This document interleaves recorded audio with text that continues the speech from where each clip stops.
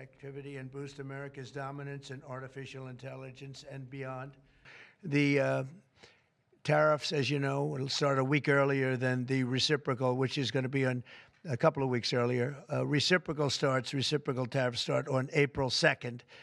And I wanted to make it April 1st, but I didn't want to I didn't want to go April Fool's Day because that costs a lot of money, but that one day. But so we're going April 2nd.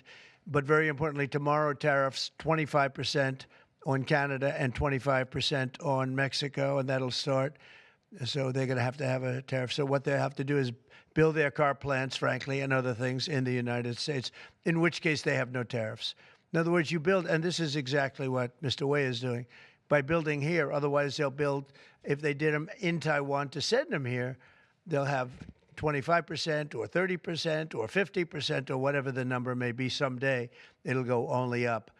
But by doing it here, he has no tariff, so he's way ahead of the game. And I would just say this to people in Canada or Mexico, if they're going to build car plants, the people that are doing them are much better off building here because we have the market. We're the market where they sell the most. And so I think it's going to be very exciting for the automobile companies.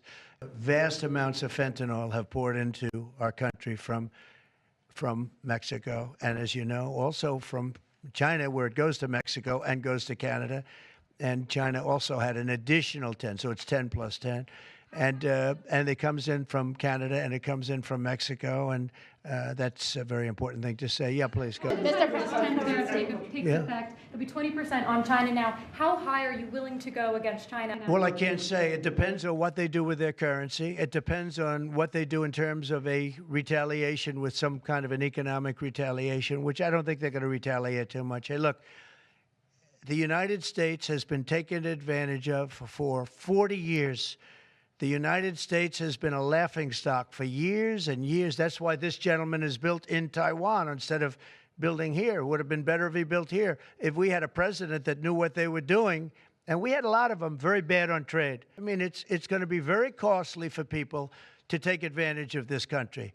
They can't come in and steal our money and steal our jobs and take our factories and take our businesses and expect not to be punished. And they're being punished by tariffs.